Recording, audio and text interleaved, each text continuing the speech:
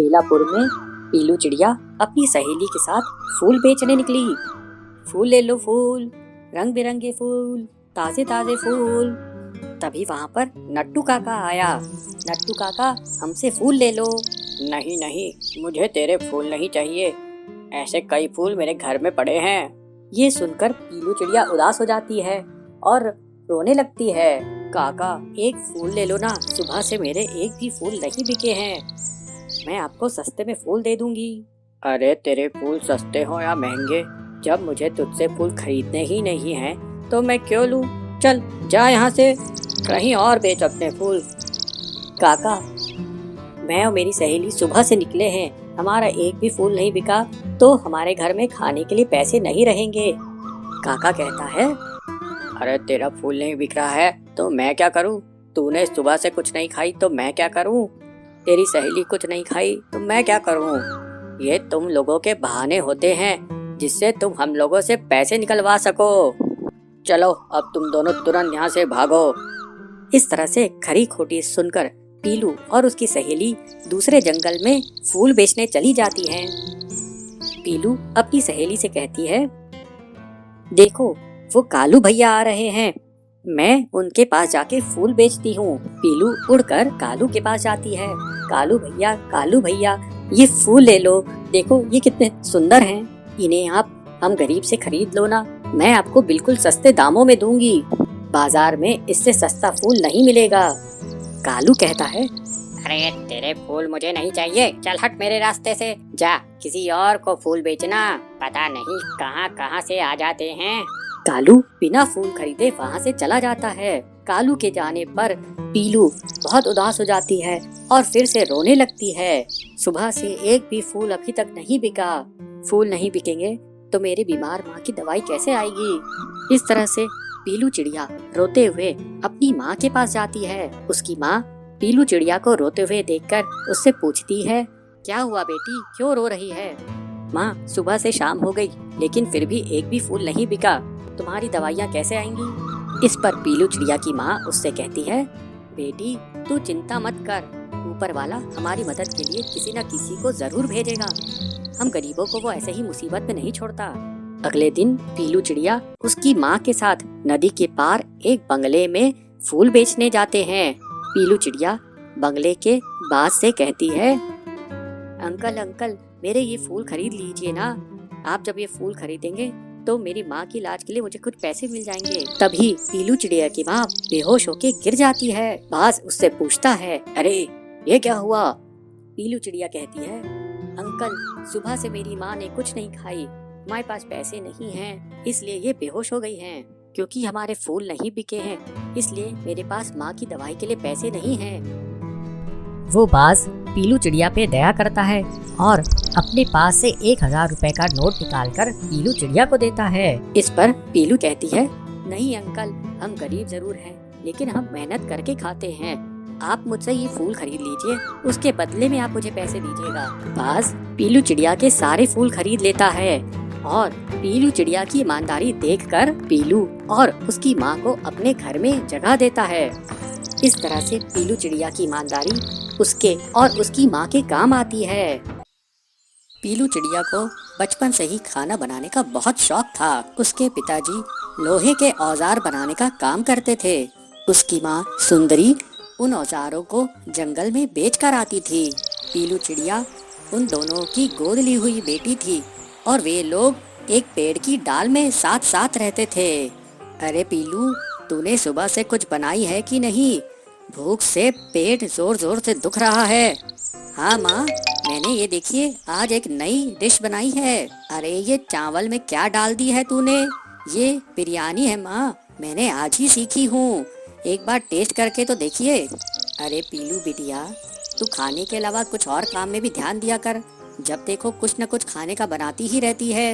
1-2 साल बाद तेरी शादी भी तो करनी है, कुछ घर के काम भी तो सीख ले। ओहो, अरे तू तो शर्मा गई।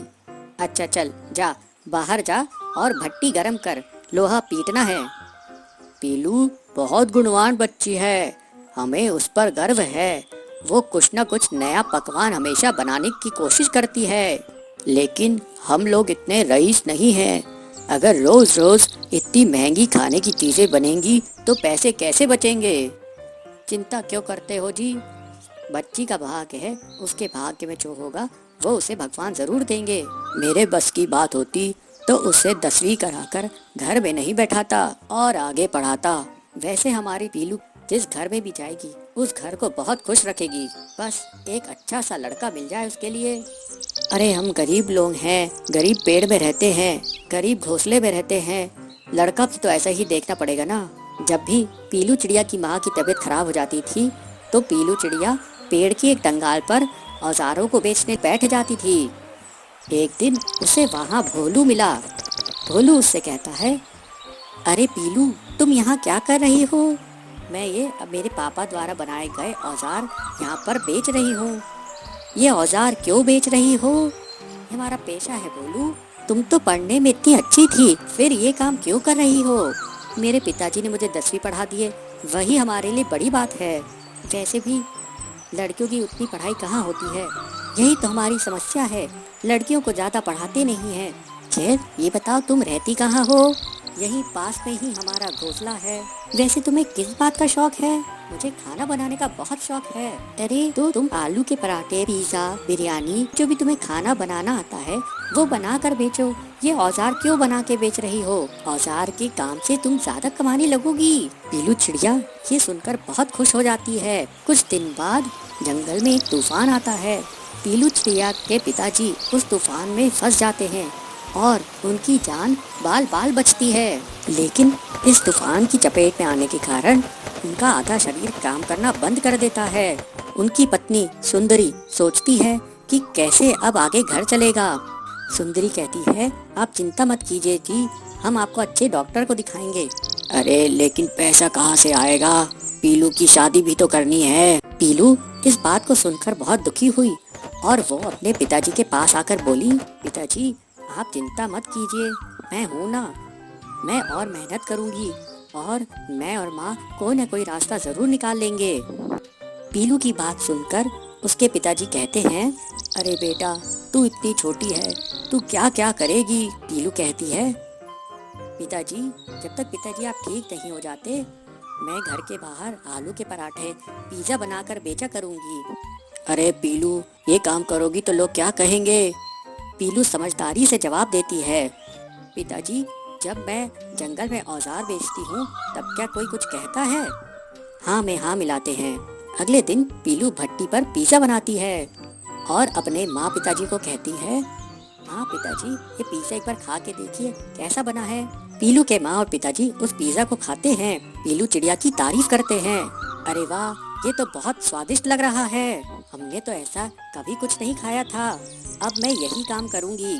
पीलू की माँ कहती है, लेकिन ये सब तेरे दिमाग में आया कहाँ से? माँ मुझे ये सलाह भोलू ने दी। ये भोलू कौन है? माँ भोलू मेरे साथ स्कूल में पढ़ता था। इस तरह पीलू चिड़िया पिज्जा और आलू के पराठे बेचने लगी और जो भी पक्षी उसके यहाँ पिज्जा और आलू का पराठा खाता वो उसका फैन हो जाता। इस तरह से पीलू चिड़िया धीरे धीरे अपनी मेहनत से प्रसिद्ध होने लगी। दूर दूर से पक्षी पीलू चिड़िया के पास पिज्जा और पराठा खाने आने लगे और उसके पास काफी पैसा जमा हो गया। फिर एक दिन पीलू चिड़िया अपने पिताजी को लेकर बड़े डॉक्टर के पास जाती है। डॉक्टर कहता है, इनका इलाज तो हो जाएगा लेकिन बहुत खर्चा आएगा, महंगी दवाइयाँ लगेंगी। कोई बात नहीं डॉक्टर जी, जितना भी पैसा लगे आप मेरे पिताजी को ठीक कर दीजिए। वाह पीलू तेरे खाने से तो हमारी किस्मत ही बदल गई, अब तू और अब बड़ी दुकान खोल। जैसे जैसे पीलू की आमदनी बढ़ने लगी पीलू और उसके परिवार का रहन सहन भी बदल गया। पीलू अब एक नए घोंसले में रहती थी। एक दिन भोलू उससे मिलने आता है।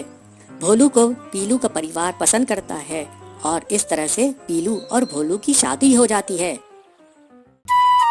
एक होशियार तोता है जो किसी भी जानवर की आवाज निकाल सकता है। पीलू हमेशा खुश रहने वाला बहादुर चिड़िया है जो लोगों की मदद करने से पीछे नहीं रहता। ये दोनों एक बार जंगल में सैर करने के लिए निकले। दोनों दोस्त अलग अलग पेड़ों से मीठे फल खाकर मजे कर रहे थे। चुप मजा आ गया। जंगल में उड़ते उड़ते वे लोग रास्ता भटक जाते हैं। ननकू पीलू से बोलता है, ये लगता है उस पेड़ के पीछे से कोई रास्ता होगा। वो दोनों उड़ के उस पेड़ के पीछे जाते हैं, लेकिन और घने जंगल में पहुंच जाते हैं। पीलू बोलता है, अरे ये कहाँ ले आया तू? अरे तू डर मत, मैं हूँ ना। अरे यार तू है, इसी बात का तो डर है। अब तो प्यास भी लगने लगी है। वो देख, एक तालाब है, वहाँ पानी पी लेते हैं। मैं नहीं जा रहा वहाँ पानी पीने। अरे अभी तो तू बोल रहा था ना कि डर मत, अब तो खुद ही डर रहा है। चल। पीलू ननकू का हाथ पकड़कर उसको तालाब की तरफ लेके जाता है। वो लोग पानी पीते हैं और अपना मुंह धोते हैं। तभी ननकू को सामने झाड़ी में कुछ हलचल दिखती है। पीलू, वो देख, वहाँ झाड़ी में वो झाड़ी हिल रही है। लगता है कोई बाज है, चल भागते हैं। वो दोनों बहुत जोर से वहाँ से भाग जाते हैं। ननकू, अरे ये तो बाज ही है, क्या मुसीबत है। और वो लोग जल्दी से एक घने पेड़ में छुप जाते हैं। बाज उसी पेड़ के पास पहुँच जाता है। पीलू ननकू से कहता है, ननकू इससे बचने का एक ही तरीका है। क्या? तू शेर की आवाज निकाल। पर ये डरेगा क्या? हाँ हाँ, क्यों नहीं डरेगा, शेर से सब डरते हैं, जल्दी कर। ठीक है। ननकू हिम्मत करके जोर से शेर की तरह दहाड़ता है और बाज डर जाता है। वो इधर उधर देखता है और वहाँ से तुरंत उड़ जाता है।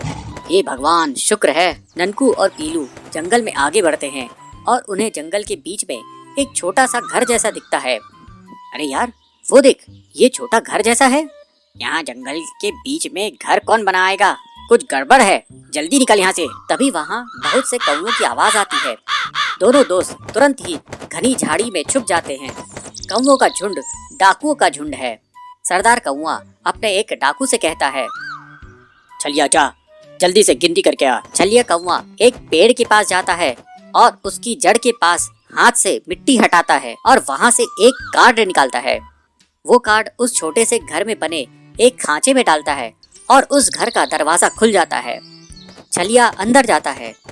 दोनों दोस्त एक दूसरे को देखते हैं। छलिया बाहर आता है और अपने सरदार से कहता है, सरदार 5 है अंदर। ठीक है, चलो अब जल्दी। छलिया वापस से कार्ड को मिट्टी से ढक देता है। डाकू कौवों का झुंड वहाँ से चला जाता है।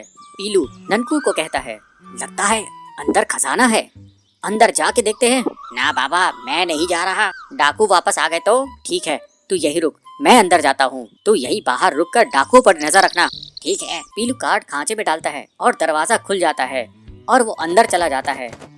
ननकू कार्ड को निकालकर फिर से मिट्टी से ढक देता है और जल्दी से छुप जाता है। घर के अंदर पीलू को कुछ नहीं मिलता, लेकिन एक सीढ़ी जमीन से नीचे जाते दिखाई देती है। ये सीढ़ी। पीलू सीढ़ी से नीचे पहुंचता है और देखता है कि वहाँ बहुत सारी चिड़ियाएं सुरंग खोद रही हैं। वो सब बहुत दुखी हैं और डरी हुई हैं। उनमें से एक मजदूर चिड़िया उसे देख लेता है। ओह डाकू, आप फिर से आ गए। मैं डाकू नहीं हूँ, पर आप लोग यहाँ क्या कर रहे हो? हम लोग यहाँ डाकुओं के लिए सुरंग खोद रहे हैं, जो सीधे राजा के खजाने की तरफ जाएगी। ओह, मैं आप सबको यहाँ से निकालूंगा। डाकू बहुत खतरनाक है, वो हम सबको मार देंगे। तभी बाहर डाकू वापस आ जाते हैं। ये देखकर ननकू घबरा जाता है। अरे नहीं, अब तो पीलू पकड़ा जाएगा और डाकू उसे मार देंगे। क्या करूं, क्या करूं? छलिया जाके दरवाजा खोल, अब मैं अंदर जाऊंगा। छलिया कार्ड निकालने के लिए आगे बढ़ता है। आइडिया। ननकू जोर जोर से शेर की तरह दहाड़ता है। शेर की दहाड़ सुनकर डाकू डर जाते हैं। छलिया सरदार से कहता है, सरदार शेर आ रहा है। अरे ये शेर कहाँ से आ गया? चलो रात में आते हैं। ननकू की दहाड़ से वो सब भाग जाते हैं। ननकू तुरंत मिट्टी में से कार्ड निकालकर दरवाजा खोलता है और उसको पीलू के साथ मजदूर चिड़ियाएं दिखाई देती है। दोनों दोस्त गले मिलते हैं। रात होती है और डाकू कौवों का झुंड वहाँ फिर से आता है। इस बार जैसे ही छलिया दरवाजा खोलता है, अंदर से पुलिस वाले निकलते हैं और उसे पकड़ लेते हैं। बाकी डाकुओं को झाड़ियों में छुपे पुलिस पकड़ लेते हैं। अगली सुबह, तुम लोगों ने बहुत बढ़िया काम किया है, खजाना चोरी होने से बचाया और 5 लोगों की जान भी बचाई। ये लो तुम दोनों का इनाम। पुलिस उन्हें इनाम देती है और ननकू और पीलू एक दूसरे को देखकर मुस्कुराते हैं।